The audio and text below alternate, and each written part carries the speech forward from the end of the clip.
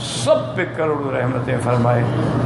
جب ختم نبوت کے مسئلے پہ عطا اللہ شاہ بخاری جیل میں تھے تو ساتھ ابو الحسنات اور اسی طرح عبد الحامد بدایونی اور یہ بریلویوں کے بڑے چوٹی کے علماء تھے، وہ بھی جیل میں تھے، چونکہ ختم نبوت کا عقیدہ تو سب کا ہے نا۔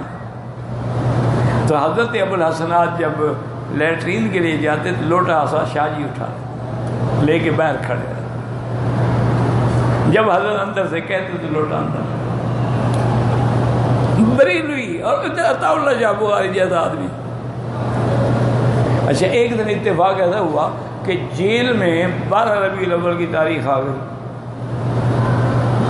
تو حضرت ابو الحسنات نے اور بریلوی علماء نے فرمایا کہ شاہ جی آج تو میلاد کی رات ہے، ہم تو میلاد منائیں گے، آپ تو وہابی لوگ ہیں بھائی، اگر میلاد میں آ جاؤ تو بڑی اچھی بات ہے۔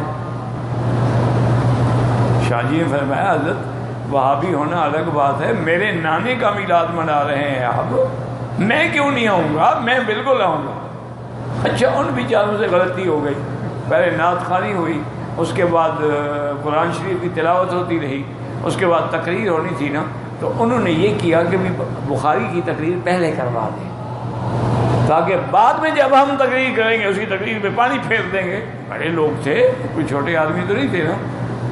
حضرت شاہ جی سے کہا کہ حضرت آپ تقریر فرمائیں، فرمایا ہاں بھی ٹھیک ہے۔ حضرت شاہ جی نے تقریر کی، ختم یہ صورت کی جب اذان ہوگی فجر کی، سب اتنے مدغم ہو گئے، بے ہوش ہو گئے شاہ جی کی تقریر میں، اور شاہ جی تقریر کرتے رہے اور قرآن پڑھتا رہا، عرب کا نغمہ عجم کی لے میں سنا رہا ہے، وہ مرد درویش جس کو حق نے دیے ہیں انداز خسروانہ۔